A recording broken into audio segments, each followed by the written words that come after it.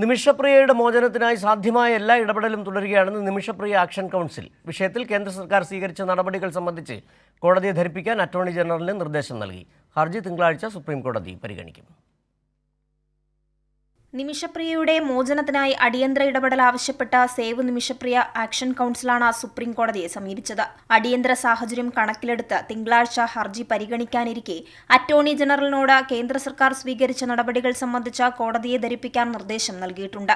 നിമിഷപ്രിയയുടെ മോചനത്തിനായി സാധ്യമായ എല്ലാ നയതന്ത്ര ശ്രമങ്ങളും തുടരുകയാണെന്ന് ആക്ഷൻ കൗൺസിലിന് വേണ്ടി ഹാജരാകുന്ന അഭിഭാഷകൻ സുഭാഷ് ചന്ദ്രൻ പറഞ്ഞു. അറ്റോർണി ജനറലിനോട് ഇക്കാര്യത്തിനകത്ത് സർക്കാർ സ്വീകരിച്ച നടപടികൾ അടുത്ത ദിവസം തിങ്കളാഴ്ച കേസ് പരിഗണിക്കുന്ന സമയത്ത് കോടതിയെ ധരിപ്പിക്കാൻ വേണ്ടിയും ആവശ്യപ്പെട്ടിട്ടുണ്ട്. തീർച്ചയായും അവസാന നിമിഷം വരെ പ്രതീക്ഷ കൈവിടാതെ ഈ പോരാടുക എന്നുള്ളത് തന്നെയാണ് ഞങ്ങളുടെ മുമ്പിലുള്ള തീരുമാനം എന്ന് പറയുന്നത്.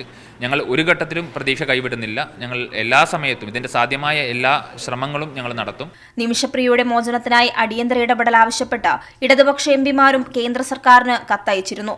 കെ രാധാകൃഷ്ണൻ എംപിയും എ റഹീം എംപിയും പ്രധാനമന്ത്രിക്കും ഡോക്ടർ ജോൺ ബ്രിട്ടാസ് എംപി വിദേശകാര്യമന്ത്രി എസ് ജയശങ്കറിനുമാണ് കത്തയച്ചത്.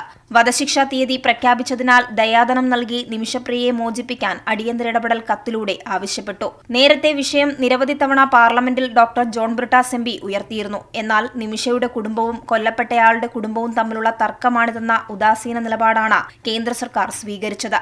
കൈരളി ന്യൂസ്, ദില്ലി.